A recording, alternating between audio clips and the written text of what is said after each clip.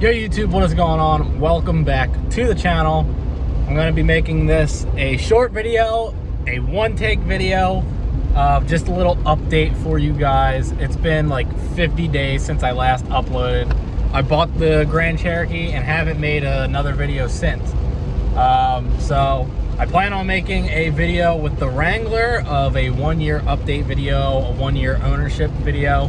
I started it, I have to finish it though. But for this video, I'll keep it short and simple.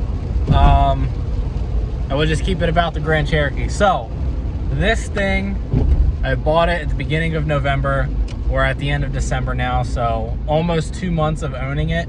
And this has honestly been one of my favorite vehicles I've ever owned.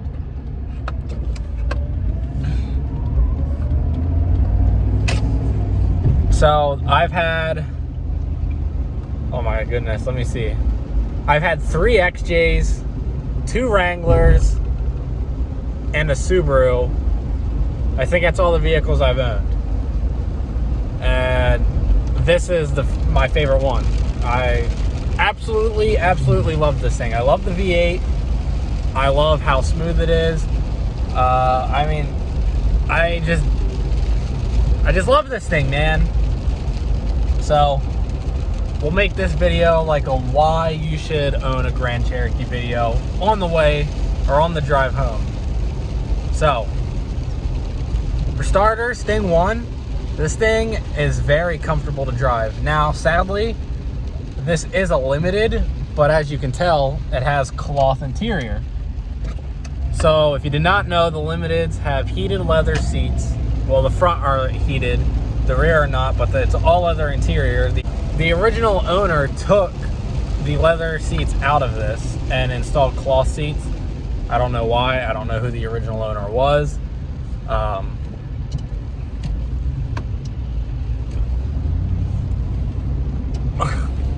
But yeah, sadly enough, I don't have heated seats. And I wish I did have heated seats. Otherwise, it's still very comfortable to sit in. You can see my plant right there, all strapped in for my mom so it doesn't get messed up.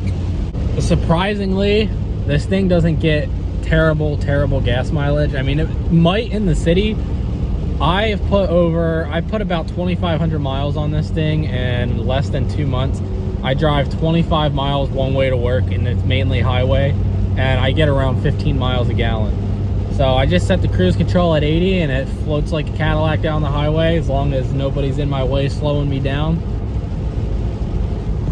Which brings me to my next point. I love the cruise control in this thing. I love the torque and power this thing has.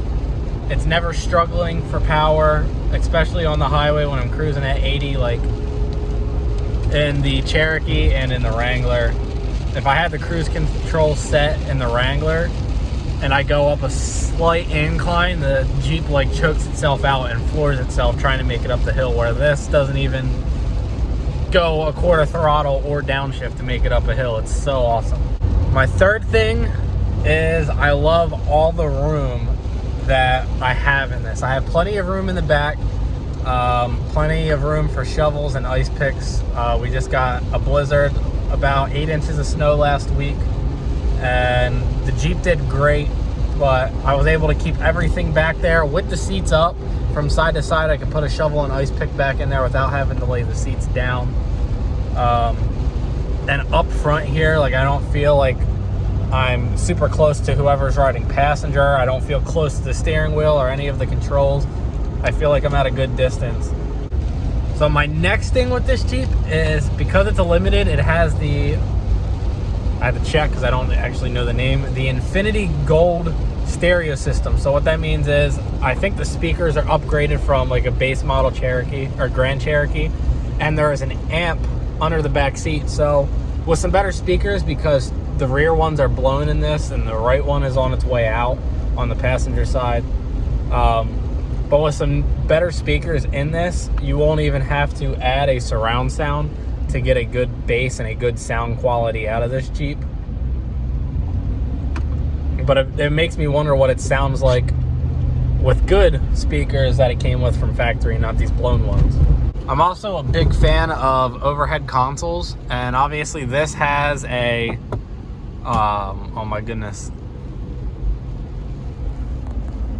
This has a sunroof, which I also think is factory in all limited Grand Cherokees. But I like having this because I can see the temperature. I can see how many miles I've driven since I last reset it. My gas mileage, which this is off, by the way. When I do all highway driving, when I come back and I do the math based off of my trip odometer, I get about 15 if I just take it to and from work. But it gives me my instant MPGs, my distance till empty, which this, when you first fill up, is actually quite wrong. There's a couple times where it showed me that I can get it says distance till empty 400 miles, and then I only get 300 out of a tank. So this number is based off the way you're currently driving the Jeep. Like if I would floor it for 3 seconds, that would go down a couple miles, but right there it just went up a mile. And then the hours that you've driven it since you last reset it, and then a blank screen. Now another thing, I think all Grand Cherokees from this era come with this screen, but this screen tells you if something's wrong with the Jeep. So when the coolant level is low, it'll flash like where the radiator would be in the front there and tell you that your coolant level is low. These lights flashing down here, a sensor went bad. It tells me my rear lights have a failure, which they do not. Everything on this Jeep works except that sensor. Sometimes the coolant temp sensor says it's bad, but my coolant temp is always working. And then when you first turn the Jeep on, it says your four-wheel drive needs serviced, or the system needs serviced. But I like having this big screen because it gives me the exact day, the month, and the time. And then if I hit this, it tells me how many miles till my next oil change is due or my next service, which this one was just reserviced when I bought it, so I'm down to 300, 400 miles till I need a new oil change.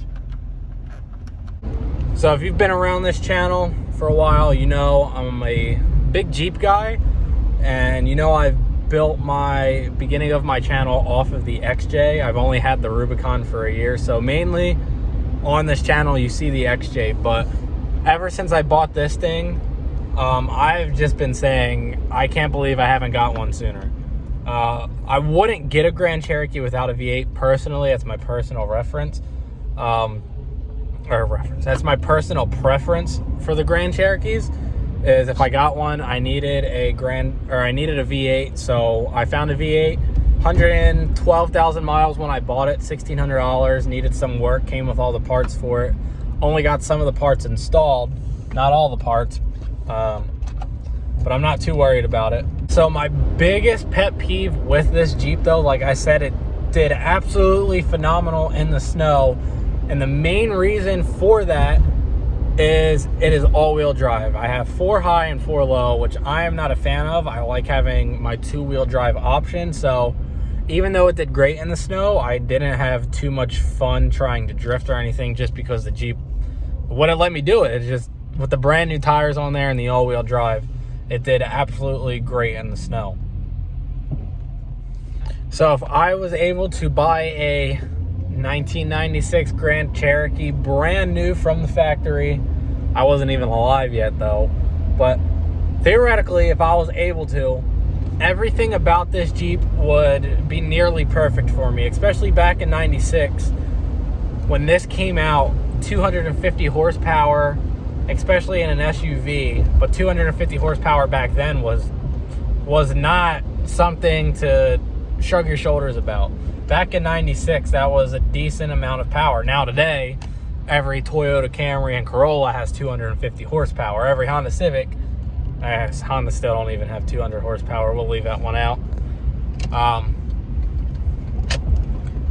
But yeah, so even in today's world now, plenty of torque to get up on the highway. I never have to floor it. It never revs above 3,500 to get onto the highway. But if I ordered this from the factory back then, my biggest pet peeve and the only thing I would change about it, if it was an option to, would be to put a NP 231 transfer case in this, which if you do not know, that is the 2-wheel drive transfer case. It gives you the 2-wheel drive, 4-wheel drive high, and 4-wheel drive low options. And it's one of Jeep's better transfer cases, stronger transfer cases. So if I end up keeping this, eventually that's what I'll probably end up doing. It's going to definitely help me out with gas mileage also. But you don't buy a Jeep and you don't buy a V8 for gas mileage. But every 0.1 mile to the gallon counts for something. So that's the only thing I'd say I would have to change about this Jeep brand new. Now, in today's world, with where the Jeep's sitting now, what I would want to change about it really is, obviously, I want to fix the headliner. As you can tell, it's sagging. I would definitely get heated leather seats back in this thing. The plugs are still there. And the transfer case. Other than that, this thing is, I love it. I never thought, coming from an XJ guy who absolutely hated Grand Cherokees, I never thought I would like one as much as I like this one, but I'm actually in love with this thing. I'm not in love with it to the point where when I sell it, I'm going to cry like I did with the XJ. I had the XJ for 3 years, and when I sold it, I have it back now, but when I sold it, I definitely cried multiple times in the same day.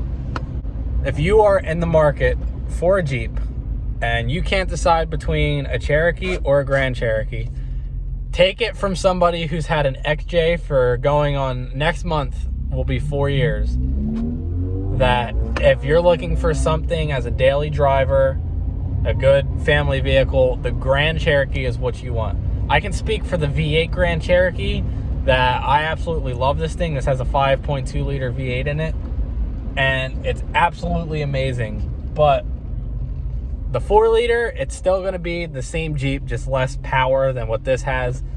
But if you want something that's a good family vehicle, if you want something that has plenty of room, it's going to get you to point A to point B, and it's going to be a great vehicle for you, take the Grand Cherokee over the Cherokee. You're not missing out on anything.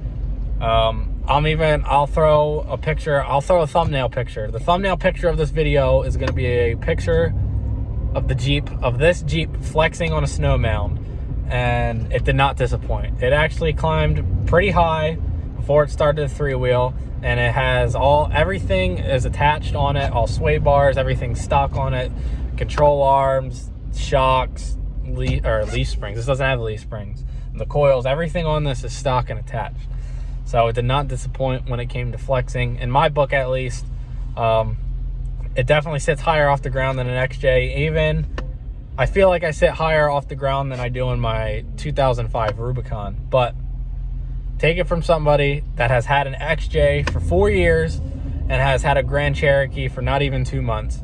You want the Grand Cherokee over the XJ. Now, when it comes to building something as an off-road rig, I haven't built a Grand Cherokee. I don't plan on building a Grand Cherokee for the off-road rig. These are more of their luxury vehicle.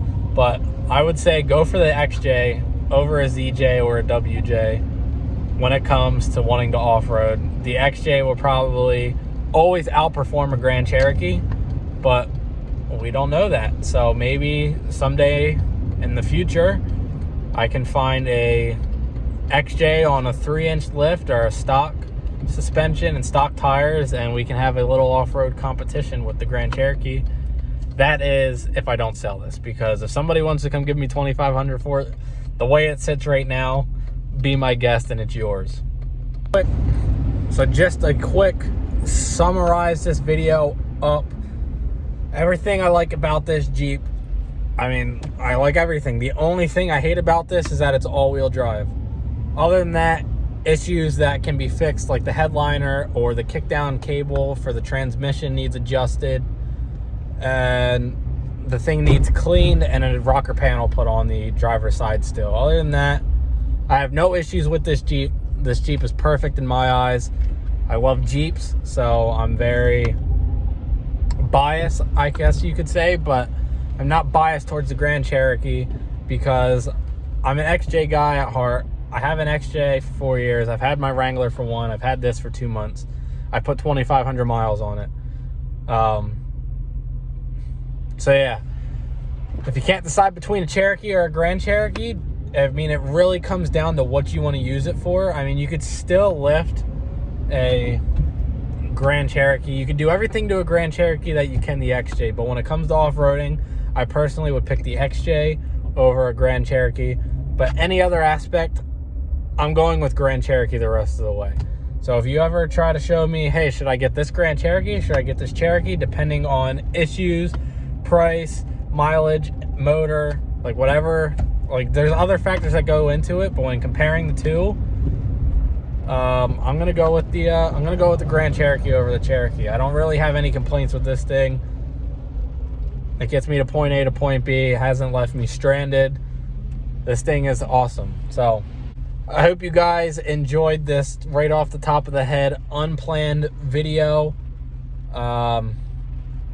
If you did, make sure you give it a thumbs up. Let me know what you prefer down below. Let me know what vehicles you currently own. Like I said, I have a 95 Cherokee. If you haven't seen it in an off-road video, I suggest going and finding one because that thing is a beast off-road. It's a 5-speed and sounds beautiful. But I also have a 2005 Wrangler Rubicon, which is kind of a pile of crap. I've had nothing but issues with it since I bought it from a dealership.